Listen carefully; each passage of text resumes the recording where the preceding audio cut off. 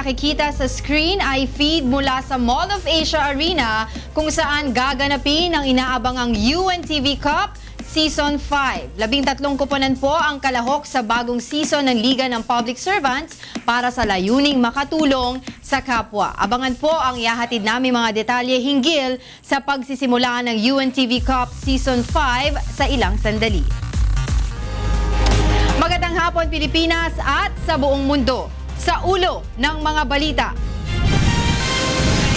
Indefinite ceasefire deal nilagdaan na sa pagitan ng pamahalaan at communist rebel groups.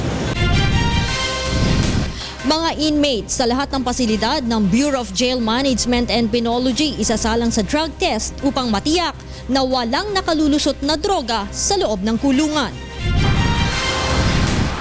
Joint resolution para sa pagpapaliban ng barangay at SK elections sa Oktubre ihahain sa lower house bukas. 41 kaso ng Zika virus infection, kinumpirma ng Singapore officials. UNTV Cup Season 5 formal nang bubuksan ngayong gabi. 13 koponan maglalaban-laban sa hardcourt. Ngayon po ay araw ng Lunes, ika-29 sa buwan ng Agosto taong 2016. Una sa ating mga balita ngayong hapon. Tinulungan ng UNTV News and Rescue Team ang 3 nasugatan sa banggaan ng pedicab at motorsiklo sa Cebu. Samantalang sa Bacolod ay isang lalaki namang duguan at walang malay ang binigyan rin ng paunang lunas ng grupo. Ito ang balita ni Marlon Abique. 3 ang sugatan ng magbanggaan ang isang motorsiklo at pedicab sa Ponta Princesa, Barangay Labangon, Cebu City, pasado alas 12 kaninang madaling araw. Nagtamo ng sugat sa kanang siko at sakong ang angkas ng motorsiklo na kinilalang si Carl Gahunsan, 21 taong gulang, residente ng Andres Abiliana Extension, Guadalupe, Cebu City. Agad na nilapatan ng pangunang lunas si Carl ng UNTV News and Rescue Team at dinala sa Cebu City Medical Center upang masuri ng doktor. Ang driver ng motorsiklo at pedicab naman ay dinala ng Cebu City AMS Rescue Group sa pinakamalapit na ospital. Ayon sa driver ng motorsiklo, bigla umanong nag-U-turn ang pedicab kaya hindi niya na ito naiwasan. Patuloy pa ang imbestigasyon ng mga otoridad sa nangyaring aksidente. Samantala, duguan at walang malay ng madatna ng UNTV News and Rescue Team ang isang lalaki sa gilid ng kalsada ng Verbena Street, Libertad, Bacolod City, pasado alauna ng madaling araw ng Sabado. Nakilala ang biktima na si Teddy Perez Berhes Jr., 37 anyos. Ayon sa isang nakasaksi, naglalakad si Berhes na pagewang-gewang nang bigla na lamang itong bumagsak. Tumama ang ulo nito sa semento at nawala ng malay. Agad namang tinulungan ng UNTV News and Rescue Team si Berhes at nilapatan ng pangunang lunas ang pagdurugo ng kanyang kanang tenga, maging ang mga tinamo nitong sugat sa ulo at mga pasa sa mukha. Matapos nabigyan ng first aid ay dinala na ng grupo ang biktima sa Corazon Locsin Montelibano Memorial Regional Hospital para sa karagdagang atensyong medikal. Marlon Abique, UNTV News and Rescue, Philippines. Sa iba pang balita, inilahad ni Government Chief Negotiator Silvestre Bello III ang mga nais sa katuparan sa unang bahagi ng peace talks na isinagawa sa Oslo, Norway nitong nagdaang linggo. Ito ang balita ni Aiko Miguel. Itinuturing na tagumpay ng pamahalaan ang unang bugso ng peace talks kasama ang New People's Army, Communist Party of the Philippines at National Democratic Front of the Philippines. Kabilang sa mga accomplishment ng dalawang panig ang paglagda sa unilateral indefinite ceasefire, ang kauna-unahan sa kasaysayan ng peace talks. Napakagandang balita at sa wakas ay pumayag na sila ng tigil putukan, ceasefire. Pagod ng ating mga kababayan dito sa nangyayari na kaguluhan. Siguro papanahon na kako na tapusin na natin itong usapang ito at magkakaroon na tayo ng final peace agreement. Bumuo na rin ang dalawang panig ng Joint Ceasefire Monitoring Committee upang matiyak na walang lalabag sa kasunduan. Magkakaroon din ng pagpupulong ang komite sa Setyembre upang talakayin pa ang mga nakapaloob sa pagbabantay ng magkabilang panig. Meron kaming create na tinatawag naming Ceasefire Monitoring Committee. At mag-uusap sila kung ano yung mga mechanics, kung hanggang saan yung pwersa nila, hanggang saan yung pwersa natin. Napagkasunduan din ang accelerated peace process o ang pagtatakda ng mas mabilis na proseso upang umusad ang kasunduan para sa pangmatagalang kapayapaan sa loob ng 6 na buwan. In fact, sa October 8 to 12, babalik na naman tayo sa Oslo. Okay. At pag-usapan muli yung mga dapat pag-usapan. Pero in the meantime, yung mga working committees magtatrabaho na dito sa Pilipinas. Ilan pa sa mga isyong naresolba sa isang linggong usapan ang social, economic, political and constitutional reforms bago mabuo ang end of hostilities and disposition of forces o final agreement para sa usapang pangkapayapaan. Aiko Miguel, UNTV News and Rescue, Quezon City.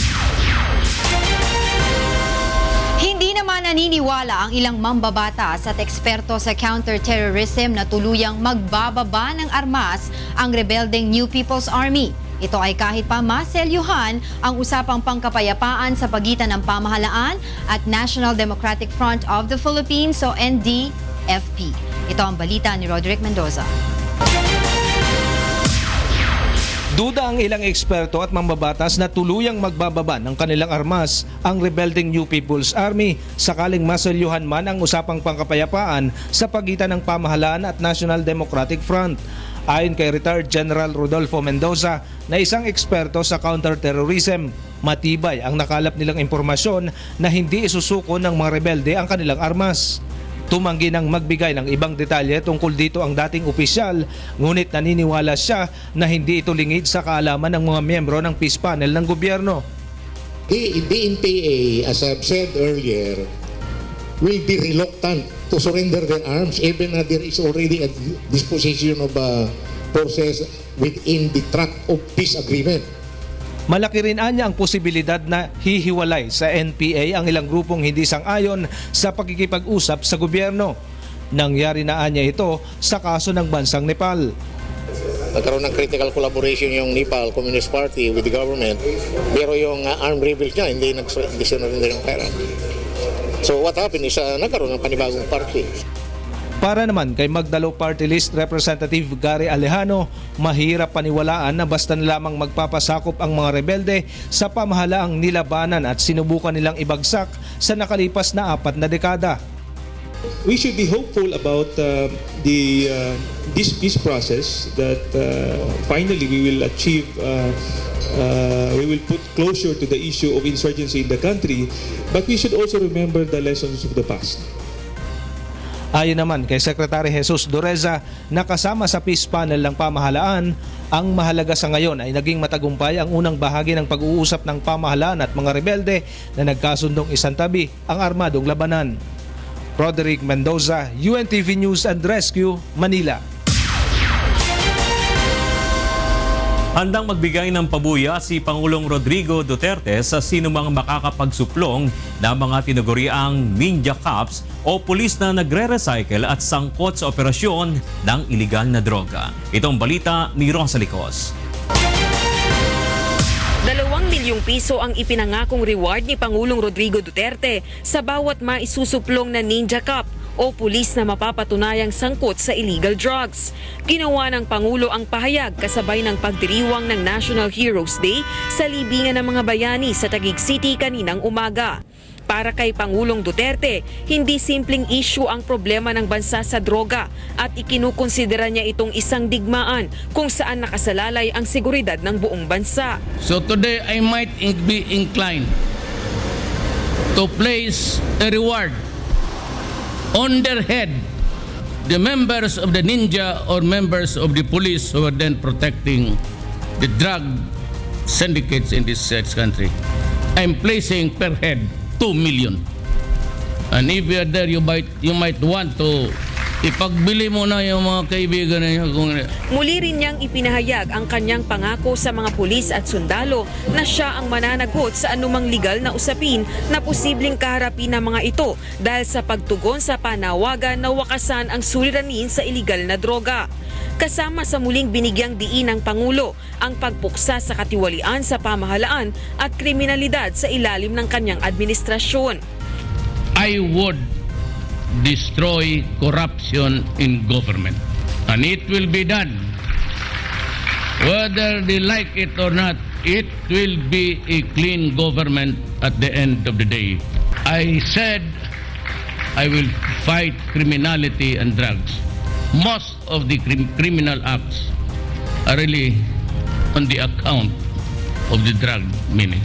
Nagbukas naman ng text hotline ng PNP para sa mga magbibigay ng impormasyon hinggil sa umano'y mga ninja cops. Ayon kay PNP spokesman Senior Superintendent Leonardo Carlos, maaaring tumawag ang mga ito sa numerong 0917-847-5757. Tiniyak din ni Carlos na magiging confidential ang anumang impormasyon na kanilang matatanggap kasabay ang pagtitiyak na isa sa ilalim sa masusing validation lahat ng mga matatanggap na impormasyon. Rosa Licoz, UNTV News and Rescue, Taguig City. Isa sa ilalim sa drug test sa mga inmates sa mga pasilidad ng Bureau of Jail Management and Penology o BJMP upang masigurong walang iligal na droga na nakapapasok sa loob ng mga kulungan. Itong balita ni Lea Ilagan. Magpapatupad ng drug test ang Bureau of Jail Management and Penology sa lahat ng mga inmate nito sa buong bansa bilang bahagi ng kanilang internal cleansing.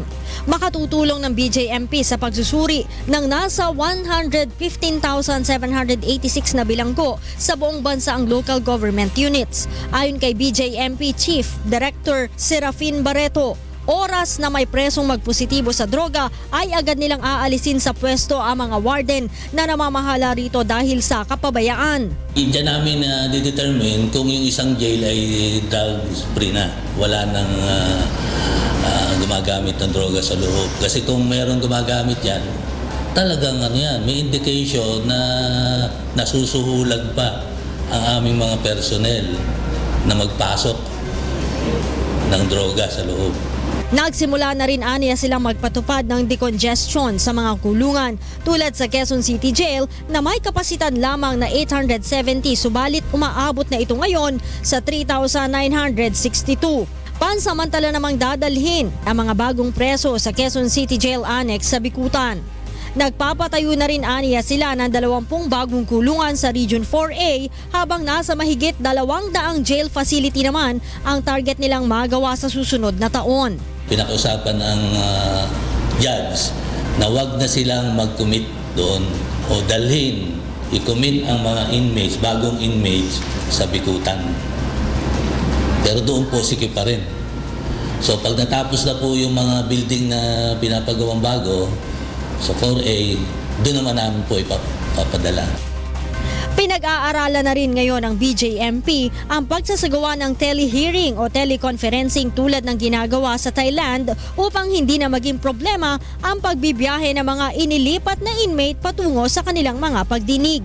Samantala, magsasanib puwersa naman ang mga tauhan ng PNP, Bureau of Fire Protection at BJMP ng Eastern Section ng Metro Manila upang pag-ibayuhin ang kanilang kampanya laban sa illegal na droga. Ito ay sa pamamagitan ng palagiang pakikipag-ugnayan o pagre-report sa pulis hinggil sa anumang impormasyon ng illegal drug trade sa mga bilangguan na binabantayan ng BJMP at sa iba't ibang establishmento na ini-inspeksyon naman ng BFP. Ang sumatotal is a close coordination.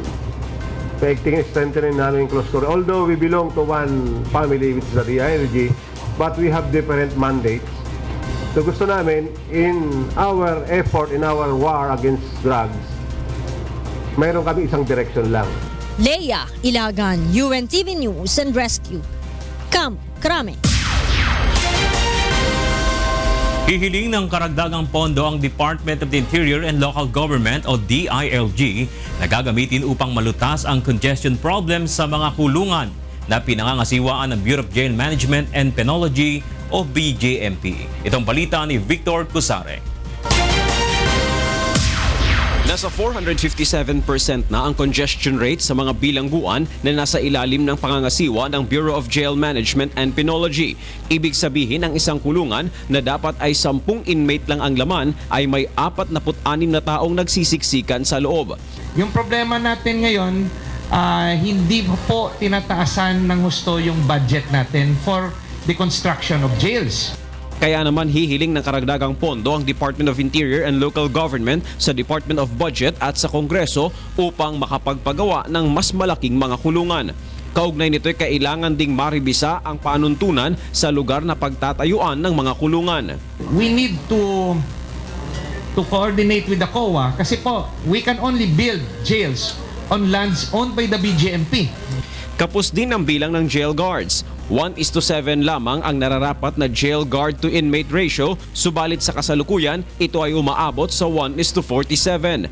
1:1 din dapat ang ratio kapag may bilanggo na dadalhin sa korte o sa pagamutan. Subalit sa ngayon, isang jail guard lamang ang nakatalaga sa 17 na ibabiyahing inmate.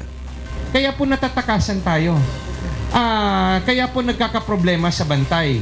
Target din nila na maiayos ang meal allowance ng bawat bilanggo na kasalukuyan ay nasa 50 piso kada araw at ang pagdadagdag ng mga sasakyan sa mga BJMP jail facility kung maaaprubahan ang hiling na karagdagang budget. Victor Cosare, UNTV News and Rescue, Manila. Susunod sa ito ang balita. Joint resolution para sa pagpapaliban ng barangay at SK elections sa Oktubre ihahain sa lower house bukas. Pagpapatupad ng smoking ban sa buong bansa, ipinanawagan ng mga health advocate kay Pangulong Rodrigo Duterte.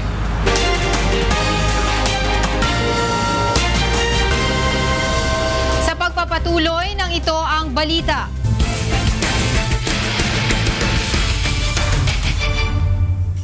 Dagsana sa MOA Arena ang mga manonood ng UNTV Cup Season 5 ngayong gabi. Alamin muna natin ang sitwasyon doon mula kay Mon Ocson live. Mon, kamusta dyan? Magandang gabi, Angela. Alam mo, isa lang masasabi ko ngayong gabi ito, napakasaya ng mga tao ngayon. Lalo na, kita mo naman sa likuran ko, meron pang mga dalang mga banners doon sa grupo na gusto nilang suportahan ngayong gabi. Pero syempre, ikalimang season na ito. Ayan, nagchat-chat pa sila. Tanungin natin yung ilang mga kababayan natin dito kung sino yung gusto nilang manalo ngayong season 5. Ayan, mag-interview tayo ng ilan. Ito. Ayan. Hello. Ayan, alam mo ba itong hawak mo? Ayan. Sino ang gusto mong manalo ngayon sa season 5? Sino ba yung mga Ayan, sige. Ito, ikaw na lang. Anong sino gusto mong manalo ngayong season 5 ng UNTV Cup? PNP po, PNP. Bakit? Kasi nandun si Kiambao, Umiping, marami po, mga shooter. Taga saan ka pa? Taga Quezon City po. Ayan, ano pangalan mo? Daniel po, Daniel. Salamat, Daniel. Dito naman tayo. Ayan, kayo. Ayan, sige, huwag kayong maya. Sino gusto mong manalo sa UNTV Cup Season 5 ngayon? Malacanang! Bakit? Para change is coming! Ayan, ano pangalan mo? Arlene po. Ayan, salamat ha. O, sino pa? O, ikaw. Sino gusto mong manalo sa UNTV Cup Season 5 ngayong taon na to? PNP po. Bakit? Ba't PNP? Bakit PNP? Ayan. Gusto mo lang? Okay. Angela, alam mo kasi, yung mga tao dito, ang layo pa ng mga pinanggalingan nila. At gusto ko ipakita sa'yo, dito sa side na to, kung gaano kadami mga tao. Ayan, singit-singit ako konti. Padaan kami. Padaan. Pwede bang pumasok dyan? Papakita ko lang sila. Ayan. Kita ba ako? Oh, ano? Masaya ba kayo? Ayan. Sino gusto nyo manalo ngayong season na to? Ayan, naguro. Pero, ayan, sino gusto nyo manalo ngayong season? MMDA po. MMDA. Bakit MMDA? May katropa ako dun. Mga supporters ng MMDA ito, no? At meron pa, masaya ba kayo? Ayan. Okay, alam mo, Angela, ang dami pa. Kita ko dun sa likod, ang dami pang tao. Pati yung dito sa side na to, grabe. At mamaya, papasok kami dun sa loob para makita naman natin kung anong sitwasyon doon sa loob kasi hindi pa masyado nakapasok lahat, pero kanina pang mga bandang alas 5 ay nagpapasok na ng mga tao doon sa loob ng MOA Arena. So sa ngayon, ramdam mo dito yung excitement, yung kasiyahan ng lahat, lalo na alam naman natin na itong UNTV Cup ay isang public service ni Kuya Daniel Razon na ang magbe-benefit ay yung mas maraming mga tao na nangangailangan dito sa ating bansa. So yun muna latest, mamaya babalik kami para ipakita naman kung anong sitwasyon doon sa loob ng MOA Arena. Yan muna latest, balik sa iyo dyan, Angela. Sige Mon, maya-maya ay makikibalita pa rin kami sa iyo sa mga iba pang mangyayari dyan sa MOA Arena. Maraming salamat sa iyo, Mon Ocson. Ipinangako ni Pangulong Rodrigo Duterte na maipagkakaloob na sa lalong madaling panahon ang naantalang pensyon ng mga retiradong sundalo, veterano at maging mga naiwang asawa ng mga ito. Ito ang balita ni Brian De Paz. Naglaan ng nasa 4.7 bilyong piso ang pamahalaan para sa administrative liabilities of Armed Forces of the Philippines pension arrears. Bahagi ito ng arrearages o ang naipong backlog o differential pension na dapat ding matanggap ng mga retiradong sundalo at World War II veterans bukod pa sa kanilang regular na pensyon. Ang naturang halaga ay nakalaan sa budget ng 2016 sa ilalim pa ng administrasyon ni dating Pangulong Noynoy Aquino, subalit hindi na ibigay dahil sa election ban.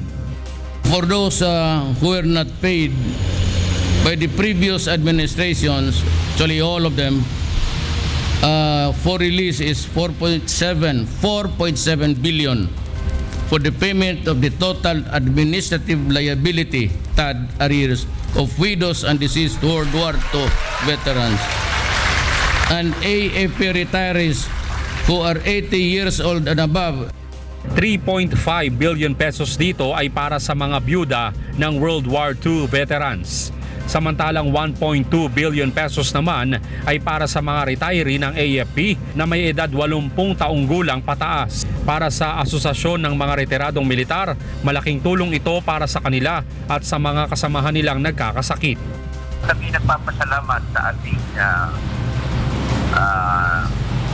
masipag at talagang masigasig at maunawaing Pangulo na nabigyan pansin ng inamang ang retirees. Tulong sa mga pamilya ng mga veterano. Malaki rin ang pasasalamat ng mga veteranong sundalo dahil dito. Abay, natutuwa na rin kami dahil malaking grasya yan di ba? Kasamahan namin sa federation yung makikinabang. Brian De Paz, UNTV News and Rescue, Camp Aguinaldo. Dinalaw ng Pangulong Duterte ngayong araw ang mga pulis na naging biktima sa isinagawang anti-drug operation sa Marabut, Samar noong nakaraang linggo. Ito ang balita ni Jeneline Gakit. Personal na binisita ni Pangulong Rodrigo Duterte ngayong araw ang mga pulis na nasawi at nasugatan sa isinagawang anti-drug operation sa Marabut, Samar noong Huwebes ng umaga. Unang pinuntahan ng Pangulo ang pamilya ng nasawing pulis na si PE1 Gary Cabaging sa Barangay San Pablo, Sitio Waling-Waling, Catbalogan, Samar. Matapos nito ay nagtungo naman ang Pangulo dito sa St. Paul's Hospital sa Tacloban City upang dalawin si PE1 Nestor Villanueva Jr. ang isa pang pulis na nasugatan sa operasyon. Sina Cabaging at Villanueva ay kasama sa isinagawang anti-drug operation sa Marabut, Samar noong nakaraang linggo kung saan huhulihin sana ang dating rebelde na naging drug dealer na si Ernesto Gonzales. Ngunit ang pasukin na ng mga otoridad ang bahay nito ay nagpaputok na umano si Gonzales. Nakuha sa bahay ni Gonzales ang iba't ibang drug paraphernalia, 3 sachet ng hininalang shabu, improvised shotgun at ibang ammunition at isang granada. Sa kanyang talumpati, binigyan diin ng Pangulo na may mga pulis ding nasasawi sa isinasagawang operasyon kontra iligal na droga. Ang masakit dito, binibilang ang patay ng mga gangster na may kasalanan sa society. Yung mga pulis, pati na hindi naman nila nabibigyan. Hindi nga nila mabigyan yung tao, bata na pinutula ng ulo. I have not heard anybody from the human rights. You consider bigotry. Gusto lang talaga ako titirahin. Ay hindi ako maniwala sa kanila. Hinikayat din ni Pangulong Duterte ang pambansang pulisya na ituloy lamang ang kampanya kontra droga. Kasabay ang pangakong hindi pababayaan ang mga ito basta't sumunod lang sa kanya. Tutulong ako sa kanila whatever it takes. I would like to assure everybody and the police and the law enforcement and all that sa trabaho nila, if they are charged or get into trouble in the performance of their duties, they can hold me responsible. I will assume all legal and official whatever responsibility for their actions. Sa ngayon ay patuloy pang tinutugis ng mga otoridad ang nakatakas na si Gonzales. Jeneline Gakit, UNTV News and Rescue, Tacloban City. Ipakikiusap ng mga health advocate group kay Pangulong Rodrigo Duterte na maipatupad na ang mas mahigpit na nationwide smoking ban. Itong balita ni Monoxon. Nasa 10 Pilipino ang namamatay kada araw dahil sa sakit na dulot ng paninigarilyo, batay sa datos ng The Tobacco Atlas. Lumalabas din sa pagsusuri na 2 sa bawat 13 hanggang 15 anyos ay exposed na sa second-hand smoking na sinasabing mas mapanganib sa kalusugan. Bunsod nito, labis na ikinabahala ng mga health advocate ang tumataas na bilang ng mga kabataang naninigarilyo, nagkakasakit at namamatay dulot nito. Kaya naman nanawagan sila kay Pangulong Rodrigo Duterte na agad nang ipatupad ang nationwide smoking ban sa mga pampublikong lugar. Sa Davao po kasi, unang-una, bawal talaga totally sa mga enclosed places. Bawal din pati e-cigarettes at saka yung shisha. Hindi lang sigarilyo ang bawal, kundi pati yung mga other forms of smoking o other forms of tobacco use. Lahat ng mahuhuling lalabag ay titikitan, pagmumultahin ng 1,000 hanggang 5,000 piso at maaaring makulong ng hanggang 4 na buwan. Ngunit hindi lamang sa Davao City ito ipinagbabawal dahil may umiiral ng batas laban sa paninigarilyo sa mga matataong lugar sa buong bansa. Batay sa Republic Act 9211 o ang Tobacco Regulation Act of 2003, ang paninigarilyo, pagbebenta sa mga bata at pagtitinda malapit sa mga eskwelahan ay mahigpit na ipinagbabawal. Subalit naniniwala ang New Voice na walang pangil ang naturang batas dahil kitang-kita pa rin na marami ang hindi sumusunod dito.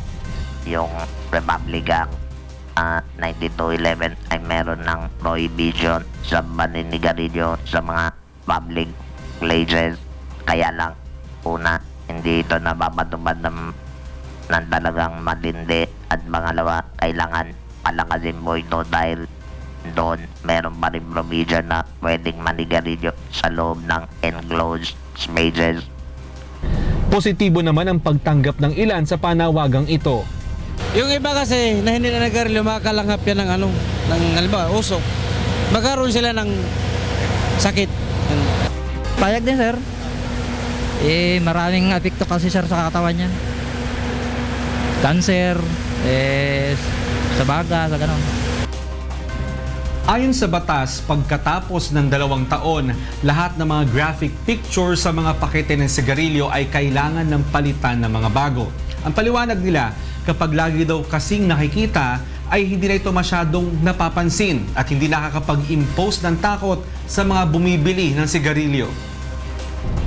Mon Hocson, UNTV News and Rescue, Philippines. Ihahain na bukas sa mababang kapulungan ng Kongreso ang joint resolution para sa panukalang pagpapaliban ng barangay at sangguniang kabataan elections. Itong balita ni Grace Casin. Mismong si House Speaker Pantaleon Alvarez ang maghahain ng joint resolution sa Kamara para ipagpaliban ang barangay at sangguniang kabataan elections. Ayon kay Congressman Alvarez, marami pang posisyon ang hindi pa napupunan ng executive branch at magkakaroon ng conflict kung itutuloy ang halalan sa darating na Oktubre. Sa tingin ko naman siguro practical lang na ipagpaliban muna natin yung eleksyon. Dahil alam po natin lahat, no, pagka may eleksyon ay hindi po pwedeng mag-appoint Ayon naman kay House Committee on Suffrage and Electoral Reforms Chairman Sherwin Tugna, posibleng maging epektibo ang joint resolution sa ikalawang linggo ng Setyembre. Sa Senado, 17 senador na ang lumagda sa draft report ng Committee on Local Government para ipagpaliban ang naturang eleksyon sa October 2017. Nitong nakaraang linggo, sinabi ng Pangulo na sinusuportahan nito ang hakbang ng Kongreso dahil sa pangambang magamit ang drug money para pondohan ang mga kandidato. Do you know the reason why I also agreed with Congress, some congressmen, to postpone the barangay elections? Do you know why? Because I am afraid that the drug money will seep into the electoral process. Bunsod nito, pansamantalang ipinatigil ng Commission on Elections ang pag-iimprinta ng mga balota na gagamitin sa barangay at SK elections. Ayon kay COMELEC Chairman Andres Bautista, tila may konsensus na ang Pangulo at ang Kongreso upang ipagpaliban ang darating na halalan. Kaya sila nagdesisyon na ipatigil muna ang pag-iimprinta ng balota. Ngunit ayon sa NPO, hanggat walang batas o joint resolution kaugnay sa election postponement, itutuloy nila ang ballot printing sa September 1. Nasa mahigit 400,000 na mula sa 85 milyong kinakailangang balota para sa barangay at SK elections ang naimprinta na ng National Printing Office simula August 21. Grace Casin, UNTV News and Rescue, Quezon City.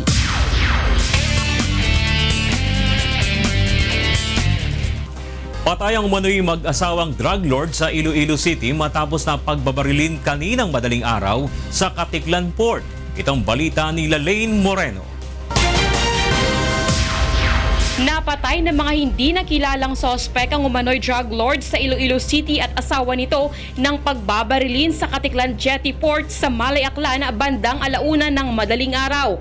Kinilala ang mga napatay na sina Milvin Udicta at kanyang asawa na si Miriam na nagtamo ng tama ng bala sa iba't ibang bahagi ng katawan.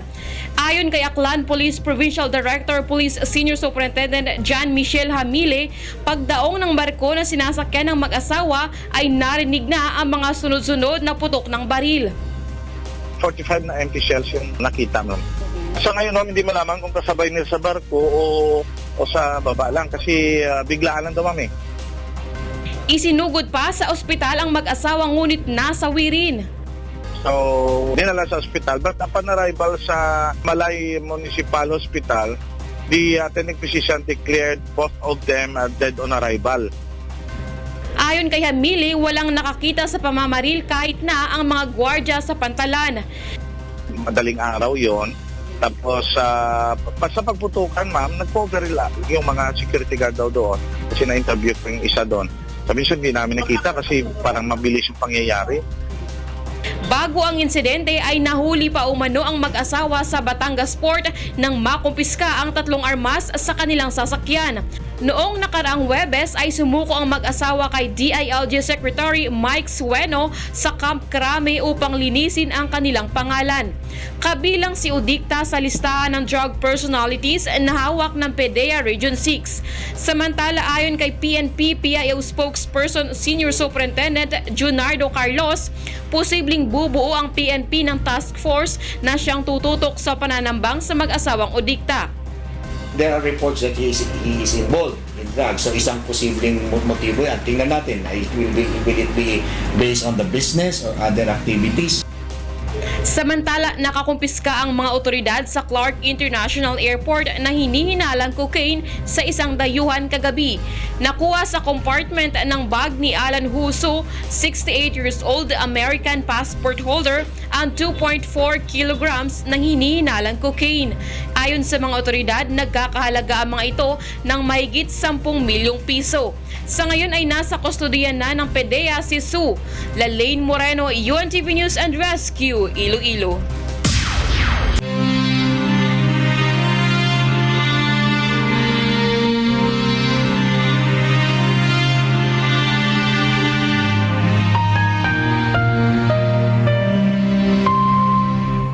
Dalawang 2,471 araw na po ang nakalipas mula nang maganap ang malagim na Maguindanao Massacre. Ngunit hanggang ngayon ay naghahanap pa rin tayo ng katarungan sa mga biktima ng malagim na krimen. At sa tila madilim na hinaharap ng kaso, hindi po bibitiw ang UNTV sa labang ito hanggang makamit ang katarungan hindi lamang para sa aming 4 na kasamahan, kundi sa lahat ng mga biktima ng karumal-dumal na pamamaslang. Susunod sa Ito ang Balita. 41 kaso ng Zika virus infection, kinumpirma ng Singapore officials. UNTV Cup Season 5 formal nang bubuksan ngayong gabi. 13 koponan maglalaban-laban sa hardcourt.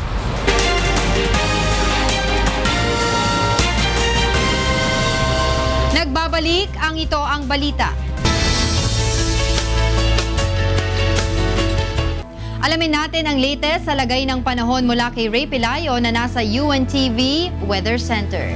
Ray, may namataan na o namamataan na bang panibagong bagyo na makakaapekto sa ating bansa?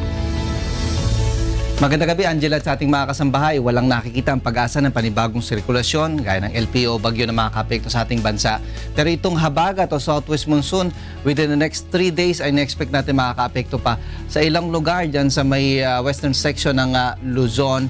Pero mas malaking bahagi ng ating bansa simula bukas ay makakaranas na ng magandang lagay ng panahon, Angela.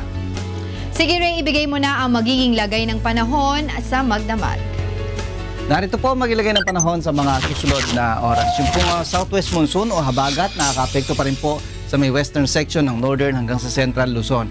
Sa forecast po ng Pag-asa, ang area po ng Ilocos Region, kasama na rin po ang Batanes, Zambales, Bataan, yung pong area ng Babuyan Group of Islands, makakaranas po ng makulimlim na lagay ng panahon at katamtaman hanggang sa paminsan-minsan po ay malakas na mga pag-ulan. Delikado po yan, lalo na po doon sa mga babang lugar. Posible po yan magdulot ng mga pagbaha at landslide. Sa Metro Manila at nalabing bahagi naman ng Luzon ay makakaranas po ng partly cloudy to cloudy skies at mahina hanggang sa tamtamang mga pag-ulan. Sa Science Garden sa Quezon City, maaari pong umabot sa 31 degrees Celsius ang maximum temperature bukas. Gayun din po sa may area ng Tuigaraw, samantalang sa Baguio po 16 to 20 degrees Celsius at sa Puerto Princesa City sa Palawan hanggang 32 degrees Celsius. Ang area po ng Visayas, improving po ang weather condition at makakaranas naman po ng isolated rain showers and thunderstorms. Sa Iloilo City, maaari pong umabot sa 31 degrees Celsius ang maximum temperature. Metro Cebu at Tacloban City hanggang 32 degrees Celsius. Maganda rin po ang lagay ng panahon sa may area ng Mindanao kung saan makakaranas naman po ng mga pagulan, pagkidlat at pagkulog sa ilang mga oras po dyan. Samantalang sa Cagayan de Oro City, maaari pong umabot sa 33 degrees Celsius ang maximum temperature, 32 sa Metro Davao at ganyan po sa may area ng Zamboanga City. Ang ating pong sunrise, 5:44 a.m. atin ang pong sunset, 6:10 p.m. Yan ang ating ulat panahon. Umulimang po tumaraw, huwag nating kalilimutang pasalamatan ang Diyos na lumala. Balik sa inyo dyan, studio. Maraming salamat, Ray Pelayo, mula sa ating UNTV Weather Center.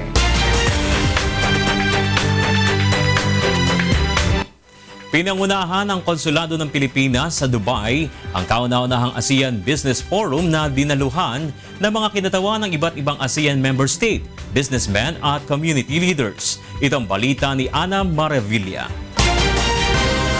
Nagtipon ng mga kinatawan ng Malaysia, Singapore, Indonesia, Thailand at Pilipinas sa ginanap na kauna-unahang Association of Southeast Asian Nations Business Forum sa Dubai. Sa pangunguna ni Philippine Consulate General Paul Raymond Cortez, tinalakay sa pagtitipon ang mga programa na makatutulong upang lalo pang mapagtibay at mapatatag ang ugnayang pang-ekonomiya ng mga bansang kasapi sa ASEAN sa kapakinabangan ng civil society groups at NGOs upang makabahagi naman sa pagpapaunlad ng global economy. Kasabay rin ang pagpupulong ang pagdiriwang ng ika-49 na anibersaryo ng pagkakatatag ng ASEAN. And we have planned this as a network event for our ASEAN peoples here in the Northern Emirates, primarily because we want to build greater interaction, greater cooperation. Kabilang sa mga dumalo si Malaysian Consul General Bazlan Yusof, Consul General Chung Ming Fung ng Singapore, Consul General Arsa Firma ng Indonesia, at si Consul General Yunop Bornazat ng Thailand. Kasama ang ilang community leaders at businessmen na naniniwalang mahalaga ang pagkakaroon ng matibay na relasyon upang maitaguyod ang matatag na ASEAN community. Ang Pilipinas ang may pinakamalaking ASEAN expatriate community dito sa UAE na umaabot sa 700,000 Pilipino. Ana Maravilla, UNTV News and Rescue, Dubai. Kinumpirma ng Singapore Health Ministry na mayroon ng 41 kaso ng Zika virus infection sa bansa. Samantala, bumagsak ang connecting bridge ng dalawang mall sa China na nag-iwan ng 4 na sugatan. Dambalita ni Myla Guevara. Sa China, 4 ang nasugatan matapos na bumagsak ang isang overpass na nakadugtong sa Red Star Maclean Furniture Mall sa Chaoyang District sa Beijing kahapon. Isa sa 4 na sugatan ay nabagsakan ng overpass habang ang 3 ay nahulog kasabay ng nag-collapse na tulay. Patuloy na iniimbestigahan ang sanhi ng insidente. Sa Amerika, umabot na sa 400 ektaryang lupain ang natupok ng wildfire sa Leavenworth, Washington. Nagsimula ang sunog alas 10 ng gabi noong Sabado. Ipinag-utos na ang paglikas ng mga residente sa mga lugar na maaaring maapektuhan ng wildfire. Pansamantalang pinutol ang linya ng kuryente at komunikasyon sa lugar. Wala pang iniulat na nasugatan o nasawi dahil sa sunog. At sa Singapore, kinumpirma ng Singapore ang 41 kaso ng locally transmitted Zika virus sa bansa. Ayon sa Ministry of Health, karamihan sa mga tinamaan ng sakit ay pawang mga foreign construction worker. Dahil dito, nagsimula ng maglinis ng mga otoridad at nabigay ng leaflets at insect repellent sa mga residential area sa bansa. Inalerto na rin ang lahat ng healthcare facilities at pinayuhang maging mapagmatsyag upang maiwasan ang pagkalat ng virus. Myla Guevara, UNTV News and Rescue, Singapore.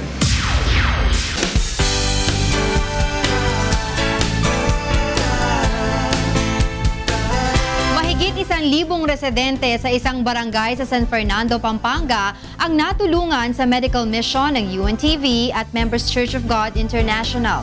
Ito ang balita ni Joshua Antonio.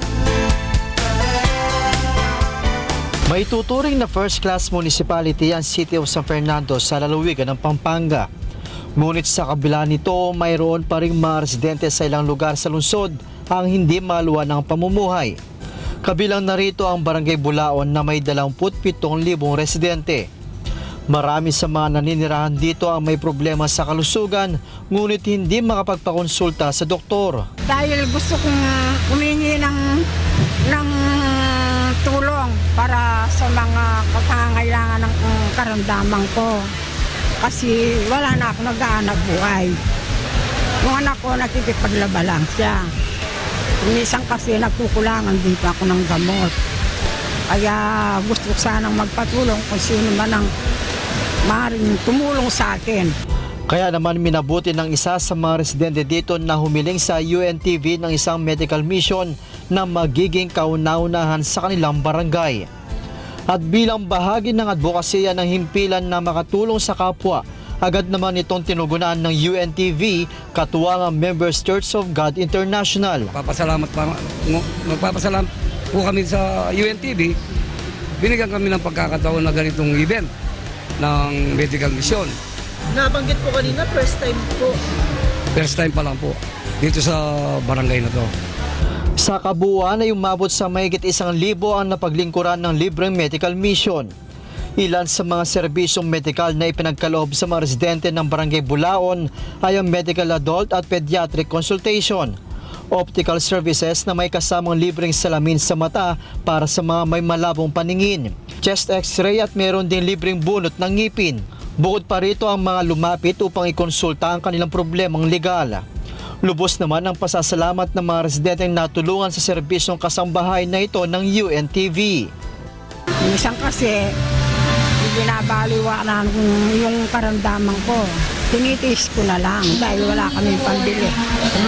Maraming salamat po. Marami po. Malaking tulong sa akin ito. Dahil sa medical mission na ito, natutulungan ako. Ito po yung malaking bagay para sa amin. Hindi lang po para sa amin, sa buong barangay ng Bulaon. Unang-una sa ating mga talagang mahihirap na kabarangay natin. So ito nakita ko, tuwang-tuwa sila dahil sa nangyari, iba't ibang medical lang nandito. Joshua Antonio para sa Serbisyong Kasambahay. Nakalooban naman ng libreng airline ticket pauwi sa Pilipinas ng programang Serbisyong Kasambahay ang dalawang OFW na nagkaproblema sa kanilang mga kumpanya sa Saudi Arabia. Ito ang balita ni Mabel Razon. Napagkalooban ng libreng tiket pauwi sa Pilipinas ang dalawa nating kababayan na hindi naging maayos ang hanap buhay dito sa Saudi Arabia. Nauna nang nakauwi noong Sabado si Dennis Dianco sa pamamagitan ng tulong ng programa ng UNTV na Serbisyong Kasangbahay. Disyembre ng nakaraang taon lamang siya nagsimulang magtrabaho sa Al Alamiya Company. Dahil sa hindi maayos na sistema ng pasahod ay nagdesisyon na itong lumapit sa programa upang makauwi na lamang sa Pilipinas. Salamat po ako sa programa ni Daniel sa Serbisyong Kasambahay. Una-una po kasi makakauwi lang po, makakasama ko na yung pamilya ko. Pinapabot ko sa kanya yung taos-pusong pasasalamat po. Ganito rin ang sinapit ng isa pang Pinoy worker na si Noe Dayawon. 3 buwan na siyang stranded sa Saudi Arabia dahil nagsara ang kanyang pinapasukang kumpanya. Ayon pa kay Noe, inilapit na niya ang kanyang kaso sa Polo. Subalit ayon sa ahensya, hindi na umano siya miyembro ng OWA, kaya hindi na siya matutulungan nito. Laking pasasalamat ni Noe na nakahingi siya ng tulong sa programang Serbisyong Kasangbahay. Ako po yung nagpapasalamat at masaya-masaya dahil sa programa na Kasambahay at sa UNTV. Ako po ay nakakauwi ng libre. At ito po masaya dahil ilang oras na lang ay makakaalis naman sa Saudi. Ngayong hapon, Lunes ay nakatakdang dumating si Noe sa Pilipinas. Di man naging matagumpay ang kanyang pangingibang bansa, masaya siya na muli niyang makakapiling ang kanyang pamilya. Mabel Razon para sa Serbisyong Kasangbahay. Nangako ang Department of Labor and Employment o DOLE na maibibigay ang financial assistance na hinihingi ng 8 pang stranded na overseas Filipino workers na dumulog sa programang Bawal ang Pikon ng UNTV. Ito ang balita ni Joan Nano. 8 overseas Filipino workers na kasalukuyang stranded sa Jeddah Kingdom of Saudi Arabia na pawang mga empleyado ng Ria Trading at Contracting Company ang dumulog kamakailan sa programang Bawal ang Pikon ng UNTV. August 24 nang mag-email sa programa si Hill Flores, ang isa sa mga stranded OFW, kung saan nais niyang malaman kung sino-sino ang dapat na maka-avail ng financial assistance na iniaalok ng Department of Labor and Employment. Nakasaad rin sa liham na makailang ulit na silang nagtungo sa Embahada ng Pilipinas sa Jeddah upang humingi ng tulong. Subalit wala umanong record ang kanilang kumpanya sa tanggapan. 7 buwan ng stranded at nasa 10 buwan na rin na hindi pinapasweldo ng kanilang kumpanya ang mga nasabing OFW. Sa programang Get It Straight with Kuya Daniel Razon kanina, personal na nakausap ng mga ito via Skype si Labor Secretary Silvestre Bello III. Dito inilapit ni Alexander Auxilio, isa sa mga OFW, ang kanilang kahilingan na makakuha ng financial assistance mula sa DOLE na kanila namang ibibigay sa kanilang mga pamilya dito sa Pilipinas habang hinihintay pa rin ang kanilang mga sweldo doon. Yung tungkol sa financial assistance, huwag po kayong mag-alala dahil meron kaming board resolution sa OWA na yung binigay naming kalahating bilyon ay para sa lahat ng mga OFW dyan, hindi lang yung pinipiling kumpanya.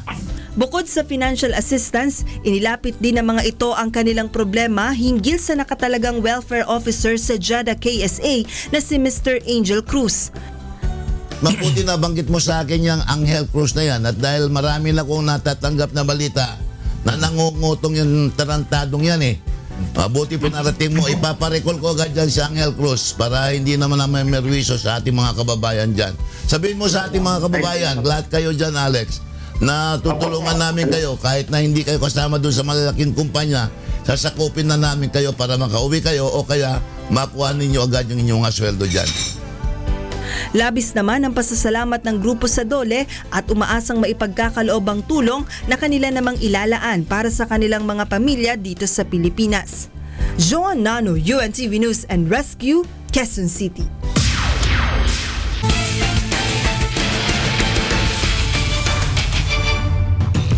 Jumpak na ang buong Mall of Asia Arena para sa opisyal na pagsisimula ng UNTV Cup Season 5 ngayong gabi. Itong balita ni Monokson live. Mon, ano nang sitwasyon dyan? Magandang gabi, Bernard. Nako, alam mo kung gaano ka-intense yung reaksyon itong ating mga kababayan. Nung nandun ako niya na sa labas, dito medyo tahimik sila dahil alam mo, maya-maya pa ay magsisimula na itong UNTV Cup Season 5. Pero napapansin mo naman siguro ito sa aking likuran na jump pack na nga at napakadaming tao ngayon dito ngayon sa MOA Arena. Ipakita natin. Pero bukod dyan, Bernard, napakarami pa rin tao ang naghihintay sa labas. Kasi kanina ay bago kami pumasok, napakarami pa yung nakapila doon. Kasi ang ginagawa ng security ng MOA Arena ay kinokontrol nila yung pagpasok ng mga tao dahil hindi naman ma-accommodate lahat ng sabay-sabay. Bigyan natin ng kaunting background itong ating mga manonood, no, kung ano ba itong UNTV Cup. Itong UNTV Cup, ito yung nag-iisang basketball charity game na syempre si Kuya Daniel ang gumawa para dun sa ating mga kababayan na nangangailangan din ng tulong dahil yung mananalo dito ay meron makukuhang syempreng premyo at bukod doon meron silang mga beneficiary na bukod doon sa mga basketball team na ito nga ay binubuo ng iba't ibang mga government agencies ay mabibigyan din yung kanilang mga beneficiary na mapipili sa pagkakataon na ito. At sa pagkakataong ito, isang bagong koponan ang madadagdag sa lineup ng Liga ng mga Public Servant. Ang UNTV Cup, pinasimulan niya ni Kuya Daniel sa adikaing makatulong sa mga kababayan nating nangangailangan sa pamamagitan ng basketball na lalahukan syempre ng iba't ibang ahensya ng pamahalaan. Nagumpisa ang UNTV Cup sa 6 na koponan mula nang ilunsad ang liga ilang taon na nakakaraan. At ngayon binubuo na ng 13 koponan ang UNTV Cup. Ang tatanghaling kampyon magkakamit syempre ng prize na syempre malalaman natin i-announce yan mamaya ni Kuya Daniel kung magkano matatanggap ng koponan na mananalo at maging ng beneficiary sa gabing ito. Ilan sa mga kasali dito sa ating UNTV Cup Season 5, syempre ang Philippine National Police, ang Senate, House of Representatives, Department of Justice, MMDA, Bureau of Fire, GSIS, National Housing Authority, Ombudsman, Armed Forces of the Philippines at syempre yung bago nadagdag ngayon sa koponan ng linya ng mga ating mga players ay itong Bureau of Customs Transformers. Ayan, so kita mo sa aking tabi, medyo tuloy pa rin naman yung pagpasok ng mga tao at naasahan natin maya-maya magisimula na at medyo punong-puno na rin itong loob ng MOA Arena. Kaya doon po sa ating mga kababayan na wala pa dito, punta ho kayo rito sa may MOA Arena para masaksihan po natin ang UNTV Cup Season 5 na pasisimulan ngayong gabing ito. Yan naman ang latest mula dito sa may MOA Arena. Balik sa iyo, Bernard. Yes, Mon, may mga nakita na ba tayo dyan ng mga public servant na kasali sa bawat team sa UNTV Cup?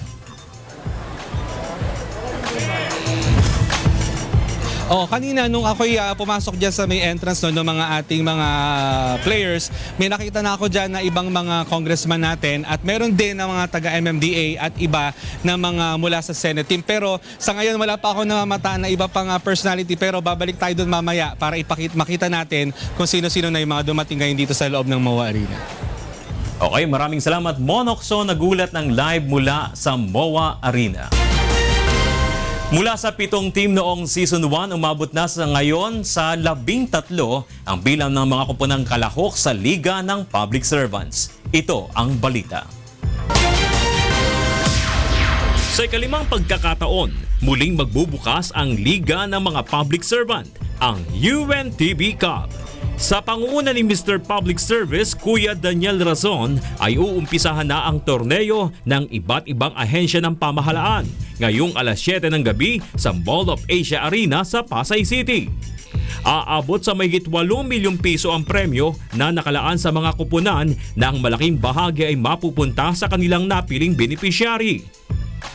Bautista 3, yes! Ang two-time at defending champion AFP Cavaliers ay nag-uwi na ng 4 na milyong piso noong Season 4 kung saan ang 3.5 million pesos ay naitulong nila sa Armed Forces of the Philippines Educational Benefit Office at ang kalahating milyong piso ay napunta sa team. Sa mga nagdaang season, umabot na sa mahigit 20 milyong pisong premyo ang naipagkaloob ng mga kuponan na kalahok sa torneo sa kani-kanilang mga napiling beneficiary. At ngayong season, nadagdagan pa ang bilang ng mga team sa UNTV Cup. Mula sa 7 kuponan noong Season 1 ay umabot na sa 13 sa pagkakadagdag ng Bureau of Customs Transformers. Para mas maging friendly ang dating namin sa taong bayan, ito ay talagang para ilapit sa taong bayan yung customs. Hindi pwedeng isolated ang customs. Yung tagumpay ng Bureau of Customs ay hindi magagampanan ng Bureau lang mag-isa. Kailangan din namin ng suporta ng taong bayan. Mangunguna naman sa Malacanang Kamao na dating Malacanang Patriots ang Executive Assistant na si Bongo. Kasama si Executive Director Carlo Abarquez, DPWH Secretary Mark Villar at Games and Amusement Board Chairman Abraham Mitra.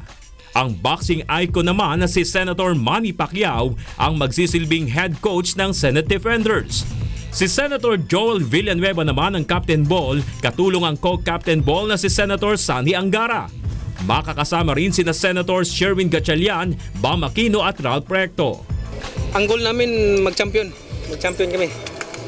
We're looking forward to playing a very good season and for our beneficiary organization. So yun talaga ang point dyan talaga sa UNTV is may charity sa huli. Pwede kami maglaro on our own, sama-sama, mag-schedule ng mga games, pero yung you're playing for a charity, and that's why very commendable yung ginagawa ng UNTV. Kaya lahat kami excited for this season, especially knowing the fact na may kakampi kaming Manny Pacquiao. Nasa 20 kongresista naman ang magtutulong-tulong para sa HOR Solons sa pangunguna ni Team Manager Juan Pacman Party List Representative Mikey Romero. Ang Seasons 1 and 3 champion Judiciary Magis ay nangakong babalik sa championship match matapos ang poor performance noong Season 4 sa pamamagitan ng mas pinalakas na lineup sa tulong ng dating professional basketball player na si Chester Tolomia. Well, bagong season, bagong pagsisikap, makuha ulit yung championship. Yung UNTV Cup 4 medyo minalas tayo eh. So subukan ulit namin na lumaban sa championship at makuha ulit ito. Sa kasaysayan ng UNTV Cup sa 4 na season, ang Judiciary Magis at AFP Cavaliers pa lamang ang nakakuha ng kampyonato. Samantalang ang PNP Responders naman ay 3 ulit nang nabigo sa finals. Inaasahang mas magiging exciting ang bawat match dahil sa mga bagong player mula sa mga dating professional basketball team na sina Marlo Aquino, Kenneth Doremdes, Jerome Ejercito at iba pa. Ilan pa sa kalahok ay ang DOJ Justice Boosters, Ombudsman Grab Busters, GSIS Puris, NHA Builders, MMDA Black Wolves at BFP Firefighters. Simula naman September 11 alas 2 ng hapon ay mapapanood ng live sa UNTV ang mga susunod na laban ng UNTV Cup Season 5. Bernard Dadis para sa UNTV Cup Season 5. Ano, pupunta ka ba mamaya? Oo, habol ako. Habol tayo dyan. Yung sa mga kasambahay natin na talagang excited na manood dyan, pumunta na sila. Huwag na sila magpatumpik-tumpik pa. Diba? Ngayon naman ay holiday, walang traffic. Punta na sila sa MOA Arena.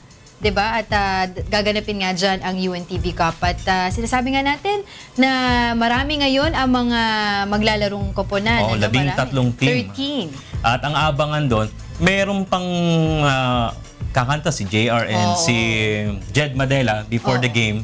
And then ang isang abangan nga dyan is yung Bureau of Customs kasi ang lakas ng team nila. Oo, yung Transformers. Andun si Marlo Aquino, Kenneth Doremdes, si EJ File, Bernson Franco, tapos si Ejercito.